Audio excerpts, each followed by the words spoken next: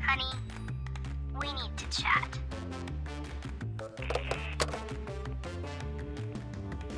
Welcome to our Chit-Chat. Welcome to the chat. Honey, we need to chit-chat, you might say. We do. We need another chit-chat. We need another chit-chat, and we need a muffin. Yep. But in a good way. Mm. Well, here we are again.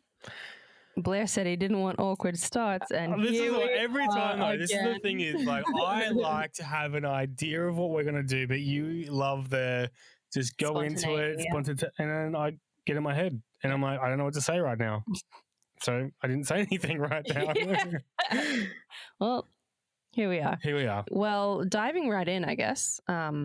We are going to be doing something I should say, I have seen a trend going around on social media that I thought was really interesting. And I presented it to Blair as an option for a topic for a chit-chat the other day. So it's going to be a bit of an interesting one, a bit different to our normal style. I say normal, but we've done 3, but a bit different to the normal routine, but something that I think could be helpful. So with a little bit of background, there is a trend going around at the moment, which you may have seen. It's mostly on TikTok, a little bit on Instagram, where people are saying, social media is a place for a highlight reel. It's a place where you present the best of you, but there are also things that are real going on behind the scenes. And so some people will share a couple things, a list of things that are very real and authentic and raw for them, that are things that they're wrestling with personally. And some of them you might be like, oh, that's maybe an overshare. But I think there's a real beauty in it because, for one thing, it's very right that social media is a highlight reel and you do show the best of you. You don't tend to show the nitty-gritty side of things. I think some people are pretty good at that, being a little bit more authentic, and especially these days, it's become more of a thing that you see on socials, people being less polished and more real. But I think even when you think you're seeing the real, you still don't see like the behind the scenes. You still don't see the things that would just, even subconsciously, you would just filter out for that person and be like, oh, why do I wrestle with this? And it just seems like these people have it all together. And that's kind of the aim of this trend, in my opinion. And so I thought it would be cool for us to do this because we're in a podcast that's talking about authenticity and communication. We're doing this together, and it'd be easy, I guess, to kind of present ourselves as if we've got things together and things are smooth and easy all the time, and that we enjoy doing things together all the time, which we do enjoy it for the most part. But there's, just because we like doing fun things and we like putting this podcast together and we like communicating and workshopping things, doesn't mean that life is all daisies and rainbows and everything that comes with that. So I thought it would be cool to present some of the more authentic things that we are wrestling with. Yeah, and I am not on TikTok, and so Amy showed me this episode today. You showed me a little bit of it. Yeah. And so you're going to be taking the lead because it's for me to get my head right into it. I put some notes down for myself in my trusty little handbook here. Mm-hmm. The big part for us, and this is why I thought it could be cool, is because we are very aware that we do not want to be coming across like we do have all the answers. We do have it perfect. We've got it made. This is a growth podcast. And so, I think it's a good challenge for us we want to be transparent here. And so we're going to be sharing. The challenge is to not overshare. Like, we still want some privacy in our lives. Yeah. But we want to be transparent. And you started telling me some stuff that you were going to talk about. And then we decided not to do that because I was like, I actually didn't know that to that depth anyway. And so I'm like, oh, that would be cool. I really want to have this conversation on the podcast because I want it to be in the moment for us in as well. Exactly right. So we can chat about those things at the same time. And I want to encourage you guys at home, this could be a cool thing that you do with your partner as well. And it's like, again, because it's just that deeper understanding of maybe insecurities that we have or things things that are going on in our lives we haven't clearly communicated to our partner. So it could be a fun little exercise for you guys to do at home as well. Yeah. So anyway, let's get into it. Let's chat. Let's chitty chat. Chit-chat. Hey guys, we just want to pause for a second here just to ask you guys for a huge favor. Can you please like, share, subscribe this episode? That goes a huge way in supporting us, helping us reach more people and to build this awesome community of people to be continually growing in our relationships with our spouses, with our partners, and with you guys as well. So thank you very much. I might be really corny. I might be. I'm going to leave this up You to... will be. I will be. In a loving way. I'm going to leave it up to Amy that edits, not Amy that's doing the actual episode. I may even put some music behind, which is really dramatic. But part of the trend is there's a song, which is, the classic for TikTok. There's a song that most people use with it. And as lame and corny as it might seem, there is something emotional about it. So potentially this might have... Is this by the dude from Stranger Things? No, it's a different song. Yeah. Potentially this might have a soundtrack, or it won't, and you will never hear this comment. So you'll never know, or you will. I can do it. Yeah, I think so. Anyway, so diving right in. So I'm going to do 2, then Blair will do 2. And we'll go backwards and forth, one on one. Sounds good. So the first one is the one that Blair was referring to before, that I started to tell him before we were recording. And that is that something about me that I'm a little bit, I don't want to say ashamed of, because I feel things about that word, but a little bit aware of maybe, is that I bite my nails, and I have done my whole life. And there's definitely been times where I've been able to break the habit, and that's been great. And sometimes I've broken it for almost a year kind of thing, but it always just sneaks back in. Definitely think it's an anxious response to things, plus just habit, which is classic. But I bite my nails, and it means that I'm super aware of how my hands look, and I don't like showing my hands on things. So even if I'm recording something for social media, I'll re-record it sometimes, not always, if I feel self-conscious about my hands. That's great. All right, so that's good that you shared that, and that's for me straight off the bat. I actually had no idea that you were self-conscious about that. I knew you bit your nails, I do too, but I didn't realize that was a thing that you would avoid showing. So it blew my mind a little bit there, and was actually this is actually a really good conversation, more than just a trend, because I didn't know that. For me, straight off the bat, I'm I have not even noticed your fingernails. I genuinely have not noticed anything about it. So that's where I think it was a shock to me, because you shared with me all right, you avoid certain videos or putting your hands in certain things. I'm wow, that just is mind-blowing, because I have... Even looking at them now, I'm looking at them now. I don't seriously notice anything. It's very bizarre. Yeah, how funny. But it's funny how certain things trigger us. Yeah. It's funny because I'll go through stages where, like I said, I'll stop the habit. And often that will start by me going and getting my nails done, because that's it's hard. You can't bite your nails when they're done. And you can't? Well, it's harder to, I should say. You can. I've done it. But so I'll get the hard shellac or SNS or whatever it's called, so that it's difficult. Classic. But when I go, the ladies sometimes are so judgmental, or I perceive it to be so judgmental. And so it's that sort of thing too.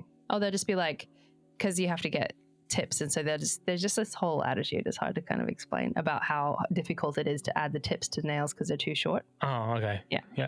So it's a fine thing. It's not really, it doesn't take up much space, but it's just things like that. I'm just I always am embarrassed the first time, because once I've had them done, then they grow out a bit. Everyone's embarrassed the first time, babe. It's fine. And the other thing that's a lot more serious on this is our daughter has started biting her nails, and it's making me really aware of me doing it. And actually, there's a few things that now the other day I was just pulling my eyelashes. It just had something on my eyelashes. It wasn't because I was pulling them. And she's like, "What are you doing?" And she was like, "You're pulling your eyelashes out." And she just noticed me doing this tiny little thing. And I was like, oh my gosh. And so we've had conversations specifically about nails, because I'll see her biting her nails, and she'll be like, "You bite your nails?" And she picks at the skin on her fingers, which it makes me cringe. I sometimes do that too, but that's not my main thing, but it's all kind of part of it. And so I've been like, you shouldn't do that. You've got such beautiful nails. And I really want for her to not have to start this habit. So I'm trying to think about how to do that. But then I'm also super aware of the fact that if she sees me doing it all the time, how is she going to stop? I feel it's going to be an easy one though. If we get it on, talk to her about it at this age, if you bite your nails, you can't get your nails done. True. She is very motivated by those things. And she'll just stop. Maybe. And she'll be like, you'll see that she won't, like, her nails will be super long. She'll be like, I'm getting my nails done. Yeah, maybe we should just do that. So yeah, that's my nail biting one. Nice. Just to start us off on a not too heavy, but serious one. They're all serious, to be honest. Well, I'm just going to jump in straight away. I know you said 2, but I've also got a nail biting. I was going to say fetish. I meant habit. Oh, that's why we're together. That's why I love your fingers. No. So habit. So I bite. You know this, obviously. I bite my nails, but I use my nails as toothpicks because it's just on easy. hand, literally on hand, toothpicks. And are you self-conscious of this? No, I don't care at all. It's just a real thing. Yeah, I don't know. Is this the point of it? Well, it's just like more real. Maybe not. If you're not self-conscious about it, that's a great thing. Don't be, I don't want to make you have a complex about it. So it's just, the real that you showed me, people did weird things. Being real, like just not being like, I don't know. Yeah. So I pick my teeth with my bit off fingernails. He does, and I actually think you didn't tell me this.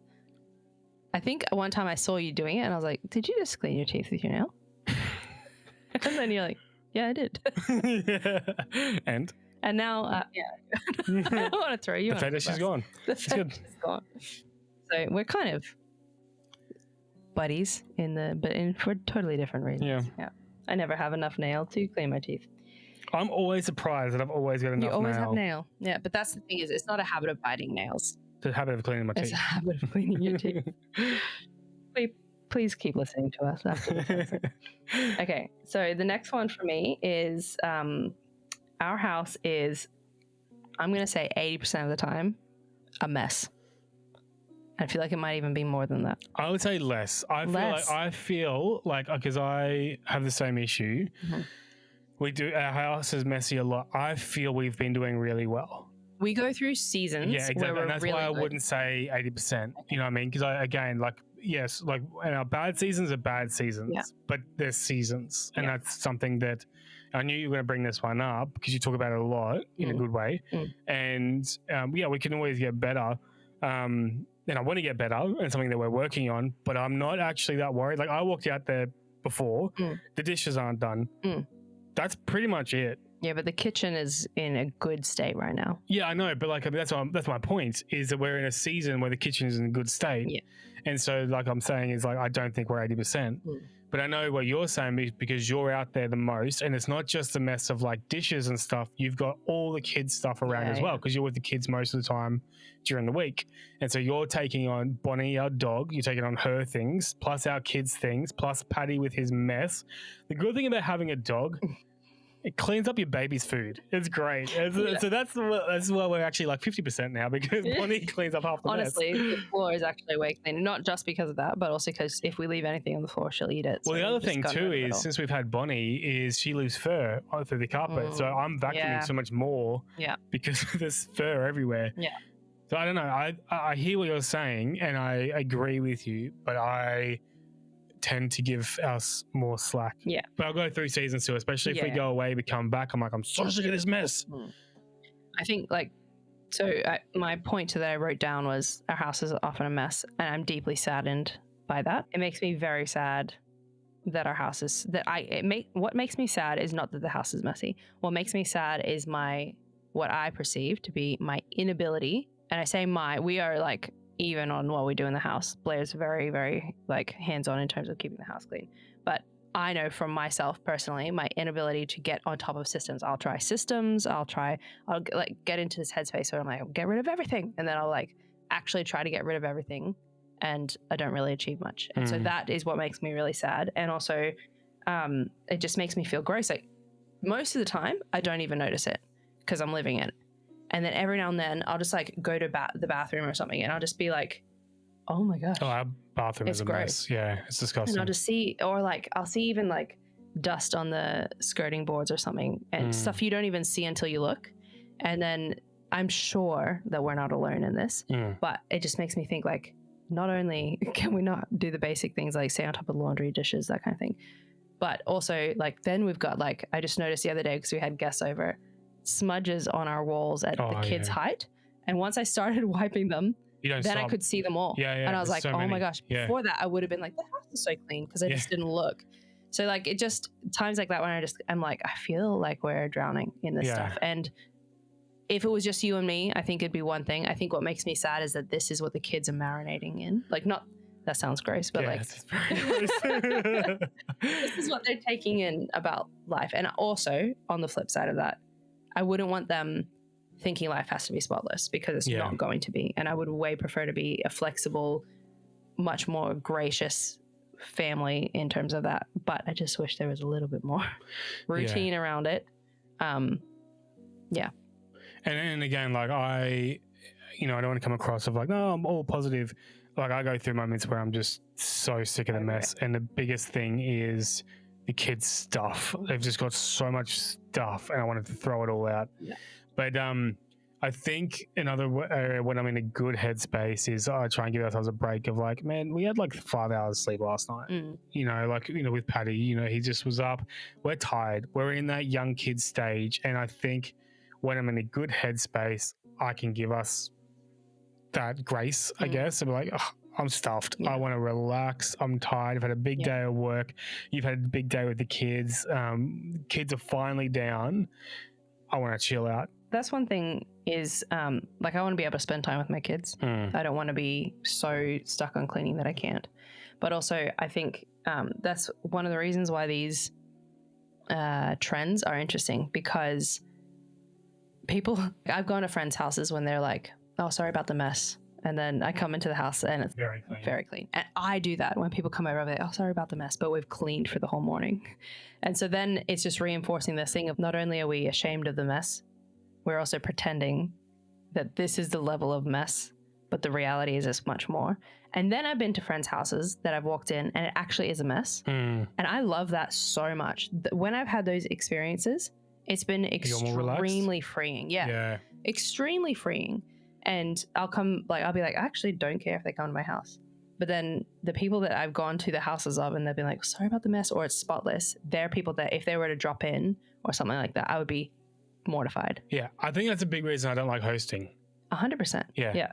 100%. All right, my turn. Yeah, go for it. All right. So again, not really understanding the trend. I just put some stuff down. Something that I was going to share is, again, like I really struggle with patience. And another thing that because it's something that we're really trying to work on. Yeah. Is so it's really strange. It's not just patience. Like I want stuff now. That's more impulse, I guess. But I do have impulse issues sometimes as well. I really struggle with patience with the kids.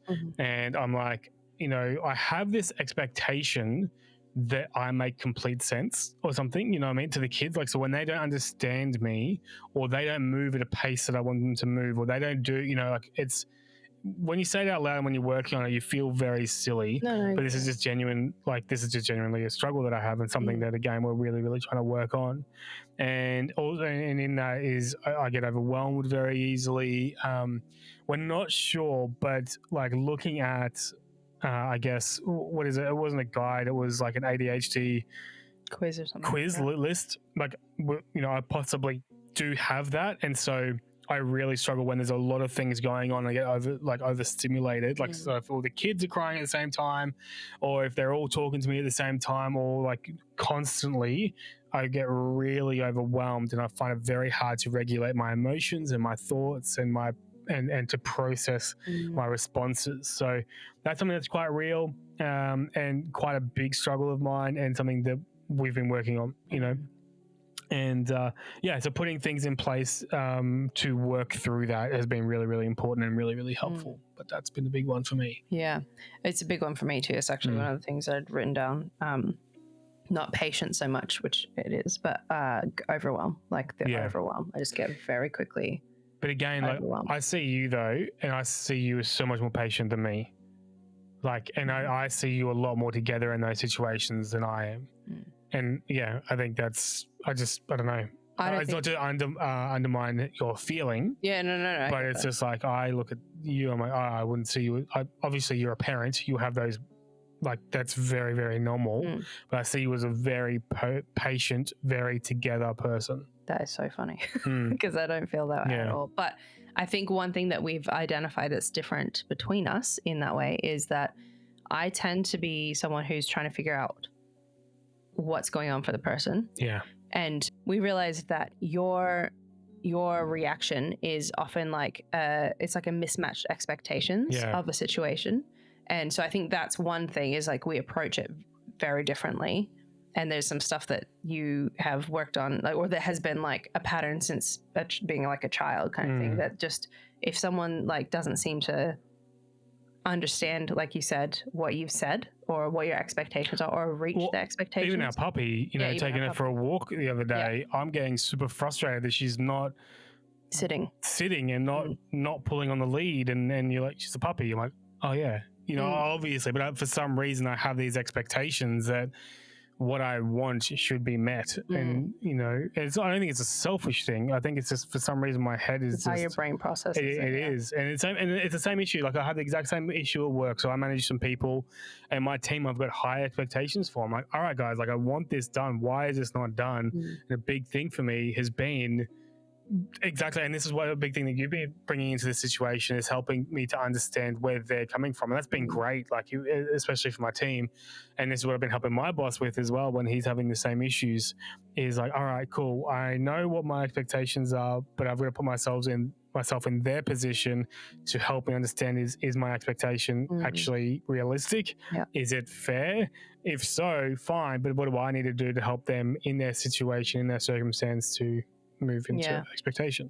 And I think that's a big thing on the importance of communication, and back to the podcast and relationships and all that sort of stuff as well. Yeah. But I think another thing too is, and this is another transparent thing, is so we're actually going to a counselling retreat in July in New Zealand, which I'm really, really keen for. And these are a lot of the things that we're wanting to bring up in that space, like, so really hoping for, helping there. And again, we're being proactive with our struggles. We're not just, it is what it is. It's like, no, this is a struggle that I have. We're in a very healthy place. I don't feel like I'm like the worst person in the world, but we identify that actually counselling is going to really help us here. So we're going to go to that retreat. Yeah. Everyone brings patterns from their childhood into marriage or into relationship. And then also reactions to, like, if you have trauma along the way, which most people do at some stage, which we have, there's all these other things like, your reactions, your trauma responses, your capacity is different. Like, and that's kind of all fine because it makes sense, but not something that we're satisfied to just be like, it is what it is. And that's just what it's going to be now kind of thing. So we're excited we'll hopefully bring you guys along a little bit in that process. Yeah. We'll even do a mini episode over there. Yeah, that's a great idea. Yeah. Watch this space. Yeah. Cool. Whose turn is it? My turn, I think. Your turn. So this one's a little bit of a weird one. And I have probably only this year really realized how much it impacts me. But I often have ideas that I want to do. So a lot of the time it's business related. And I get creative ideas or aspirations, whatever it is. And that's great. That's fine. But I get paralyzed by my mind. So I'll have these ideas, and a lot of them, maybe like half of them are like, oh, that probably wouldn't work. And then half of them is like, that would work. And some of them would work now. Like it would be like, I could already do this. But there's something in my head. It's like perfectionism and anxiety and like a whole bunch of other things, like what's it called? Imposter syndrome. That just, I'll be like super confident in this thing that I want to do. And then the making it happen, I just get paralyzed and I really struggle. And so that's whatever. But I've realized that when I'm stuck in that paralyzed state, or if I just don't have capacity to do the things that I want to do, like having kids, for example, we just had our last baby last year. So that was like, the whole postnatal time and maternity leave and that kind of thing. I just really had to try, and I didn't do very good at this, but like try and chill out for a little bit. And when I'm in those stages, I actually get really distressed, and I find myself constantly feeling behind, or constantly feeling like if I don't get on it, I'm not going to like succeed. I'm not going to get like, and it's just like this constant battle in my head. And it's a massive comparison thing too, especially because a lot of my ideas are based around things that have to do with social media. Again, why this trend is like appropriate for me.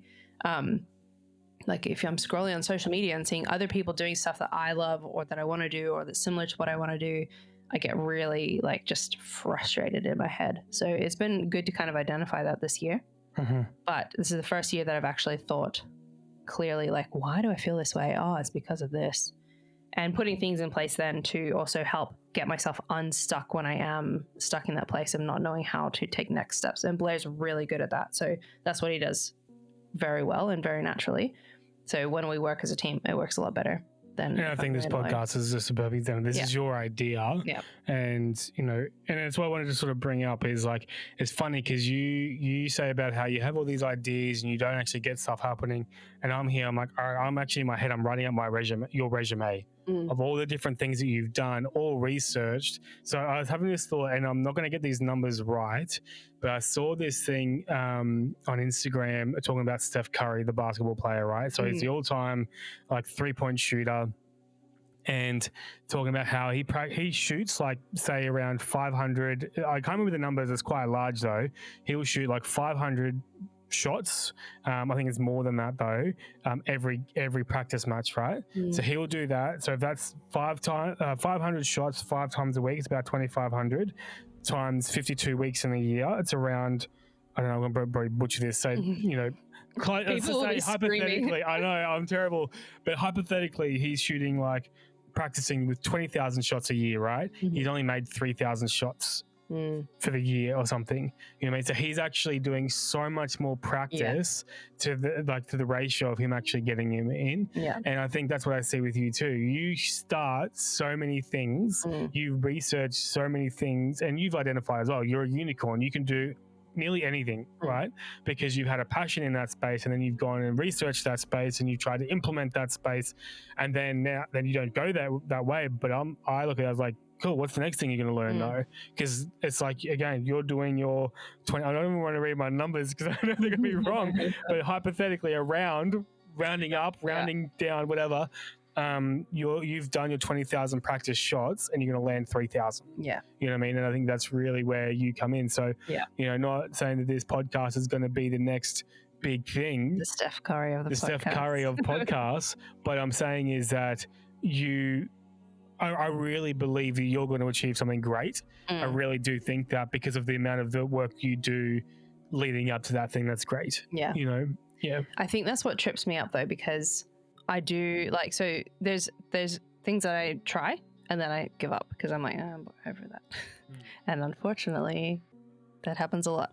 Even when I just made the website for Honey, We Need to Chat, and Blair's asking to like edit it the other day. So he asked me for my login and I was like, oh yeah, it's Family Life Essentials. And he's like, where's that from? And I was like, remember I made that website last year? I was selling Amazon products. Didn't happen. But I had a website. Yeah. That's great. It works for now. I've got it here. But so there's things that I try and I don't finish. A lot of things that I try and I don't finish. And I'm okay with that. There's also things that I try and I know I could do and I know I want to do and I just don't move forward. Yeah. And even the podcast, like we've moved forward. I don't know that I would have if you weren't kind of pushing me with it. And yeah, there's things like that those are the things that freak me out because I'm like, what if that was one of my 3,000 shots that I get in kind of thing. And I'm just not even trying. Yeah. But I think as well and believe as well that the things that will happen, not to be airy-fairy about it, but I don't think that, you know, I'll miss my shot and then I'm just going to be like stuck doing nothing for the rest of my life kind of thing. Absolutely. So I just kind of need to ease the anxiety of that because once I ease that, then my brain actually works better and that's when I can actually get stuff done, which is, it's a self-fulfilling prophecy. Absolutely. Yeah. All right. This one is a self-conscious of mine. What is it? Insecurity of mine? Yeah, cool. So I'm actually going to combine a few of these. So this is probably my insecurities. I'm trying to think out if there's any more, probably like minor ones, but these are more the major ones. I'm 36-year-old. I'm a 36-year-old and I can't speak. I'm a 36-year-old and I still get pimples. It drives me insane. Like I'm on like skin cleaning products. I've got like the whole light thing, which when I use it, it works really well, but it's just that consistency of using it. But it's just like I'm 36 and I still get pimples. I have a receding hairline and I have half eyebrows. Frustrates me so much. And I've got one long one and I don't want to pull it out because I'm hoping that it will encourage the others to grow. My dad used to say that about his hair on his forehead. It didn't encourage them to grow. But it could. Just get rid of it. But yeah. But yeah, that's my insecurities. It's just like, it's more frustrating about the pimples. Like, why am I still getting pimples? Receding hairline. Look, it's just, it's so hard to do my hair. Like, I'm more confident with when I do my hair. You know what I mean? It's just like, I don't even know what to do with it. So I always wear a hat, except for today. And what was the other one? My eyebrows. Yeah. Actually doesn't bother me I that make much. jokes about it a lot, so I feel bad. No, actually eyebrows probably, like, it doesn't bother me a lot. I just want to just bunch them all in there together. It's so funny to me though, because all of those things, like, it's like I don't actually even see those things. Like, I know when you have a pimple, and it's normally actually when you point it out to me. Like, that'll be the thing, like, oh, I've got this massive pimple. But it's funny, it's always when something happens, you know, it's always leading up to something. So it's like if we got a wedding or a party or something, it's like the time when you're going to be seeing pimple's the like, most. I want to come. Yeah. So if someone has, some dermatologist listening, fix from my our face. millions of listeners, please help. Yeah. But yeah, it's so interesting when you hear someone lay out their insecurities, because a lot of the time you're like, oh, so not even on my radar. Yeah. And especially like the hair ones, like your receding hairline and your eyebrows. Well, receding hairline, it's not like I'm self-conscious and I won't go out of the house. It's more frustrating and I'm not confident in the work that I've done to my hair. You know what I mean? Like, so when I put like wax in it and comb it and stuff like that, I'm just like, I don't know. Yeah. Makes it complicated to try and find a style that works. Yeah, it does. And I'm just not confident in the work that I've done. It's not a confidence thing where I won't leave the house. Yeah, absolutely. There's an ad going around at the moment, actually, where they talk about that. The person wouldn't leave the house. Yeah, wouldn't leave the house. I think it's so sad. Yeah. Who needs to reinforce that as an insecurity? And I don't like that ad because it's kind of like making it that okay. Anyway, yeah. But that's another tangent. So my next one. Yep. I think I was a bystander to my life for the first 25 years of my life. Wow. I really feel like it wasn't until after we got married that I started to actually wake up. And I remember when I was in high school, this sounds super like, but when I was in high school, you know how you do like those, well, like would you rathers, for example, and they'd do like, would you rather be blind or deaf? And I was always like, I would rather be blind. Like I was like full on, I'd rather be blind, because every time I closed my eyes, I was like, I feel like I can experience life like real, like I can experience reality more when my eyes are closed, and when they're open, I feel a little bit fuzzy. And I used to always think about heaven as well and be like, the thing that stood out to me about heaven, I was like, when we're in heaven, everything will just be clear. And we'll just be like, wow, this is clear. And I only realized after I started coming out of it that I feel like I was in a fog for so many years. And I don't know if this is universal for some people or if it's more abnormal. I think probably it was because I was, as a child and as a young adult, in a constant state of stress from family dynamics and stuff that was going on, and had a bit of a trauma response. And I still really wrestle with, like, I take on stress from people around me a lot. And we've been talking about this recently. Yeah. And I still wrestle with that a bit, but it wasn't, I think, until I was like removed from, like, we were becoming our own family. We were removed, making our own kind of way. And I was also then like merging with you, and you have just such a different approach to it than I do.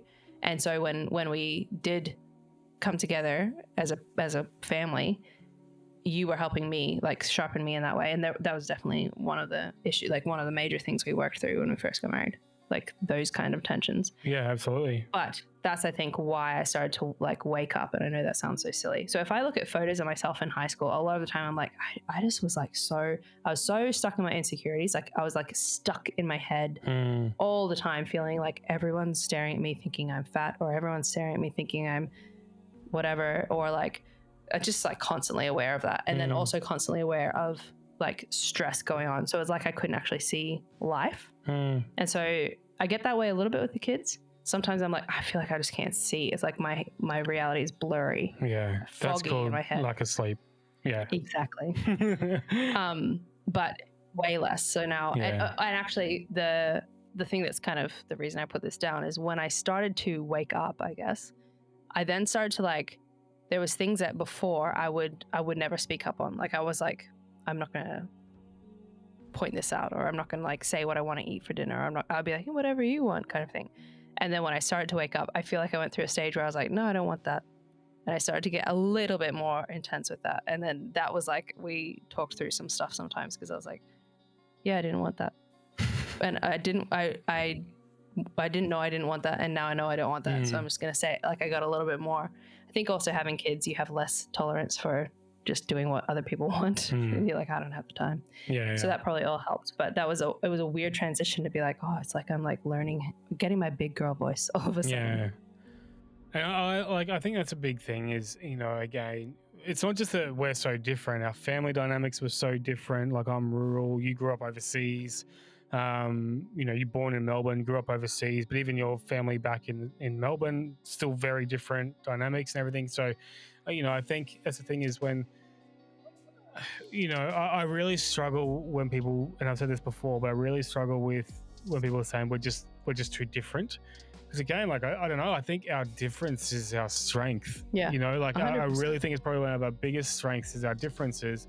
And because we were so different was what led us to this whole pursuit of learning how do we communicate through these differences. And it's been our biggest strength, because again, like, your perspective, every time I grow, I really believe this, every time that I grow as a dad, as a husband, as a man, is because you've inputted into that. Because, I'll catch up with mates that are very similar to me and they'll be understanding, but they won't help me see outside of myself.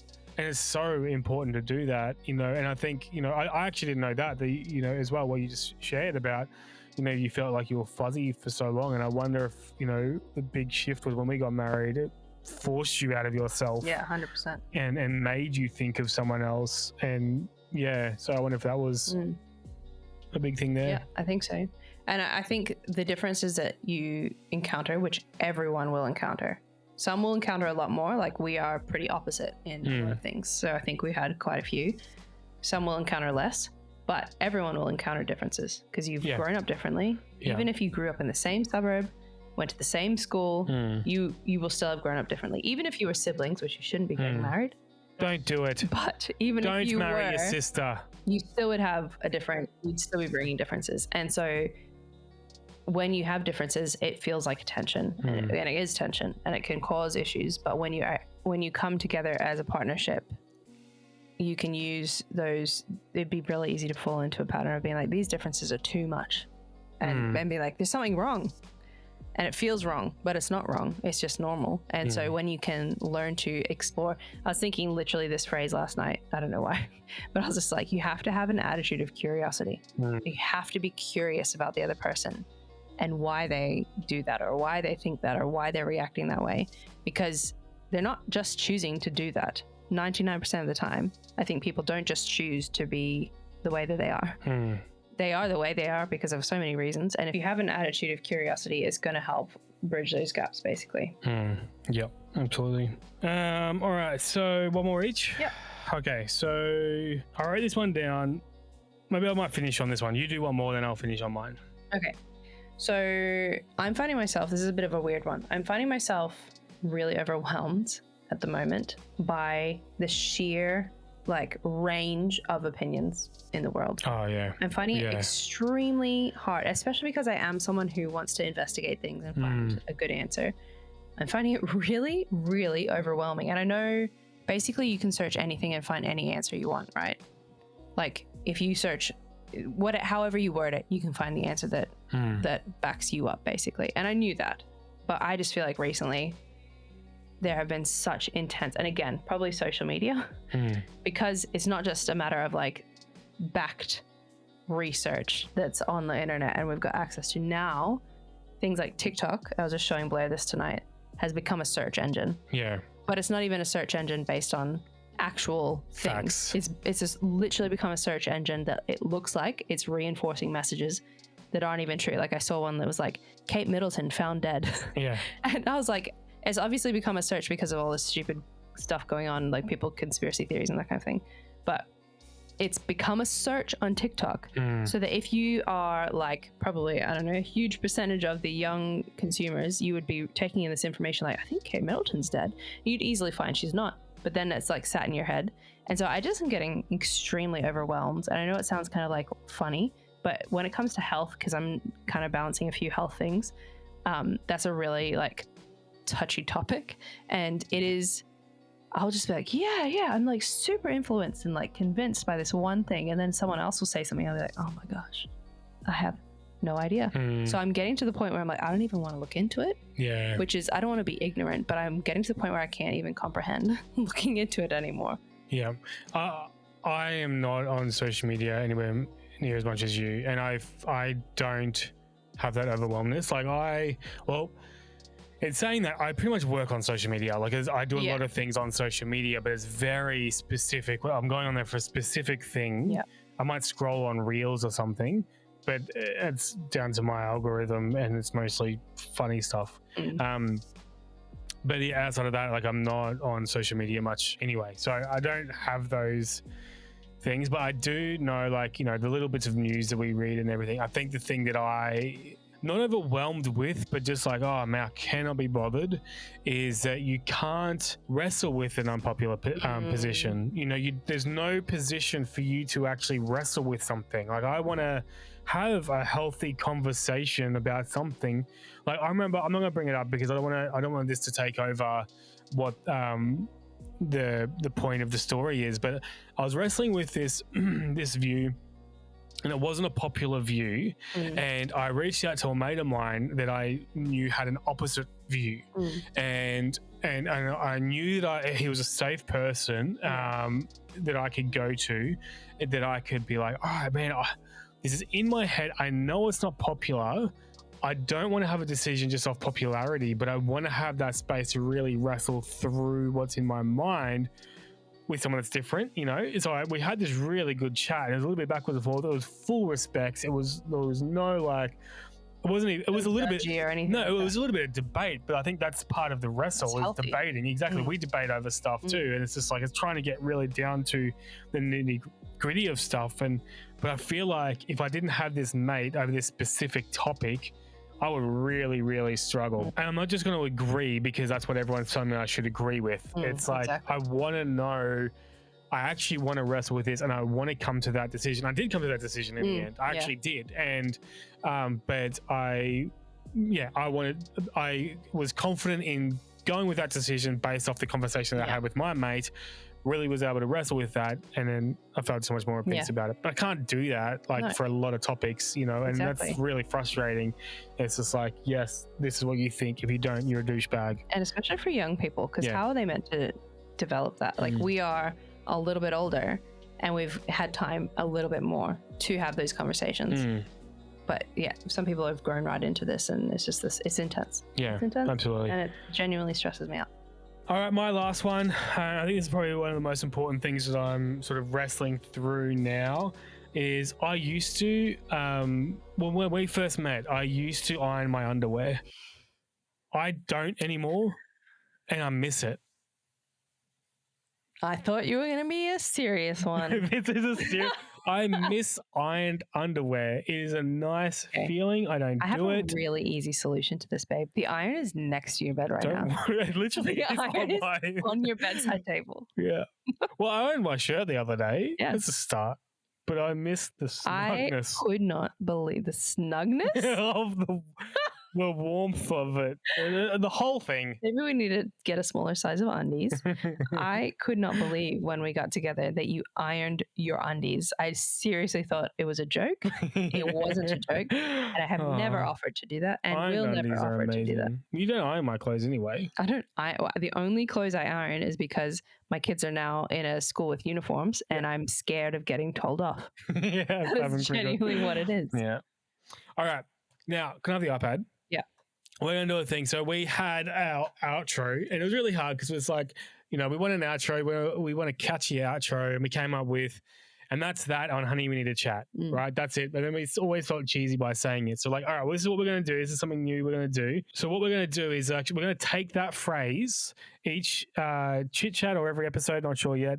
We're going to take that phrase, take that outro, and that's that on Honey, We Need to Chat. And we're going to put it into ChatGPT, and it's going to rewrite it every time. And that's going to be our outro from now on, all right? Every time it will be different. Every time it will be different. Yeah. It's not going to be the same one. We're going to change it every single time. So, all right. Instead of And that's that, honey, we need to chat. It came up with, and just like that, we've buzzed through another convo on honey, we need to chat. Bees in the hive, remember to keep making that sweet, sweet honey of communication. Until next time. I love that so much. Until next time. Sweet, sweet honey.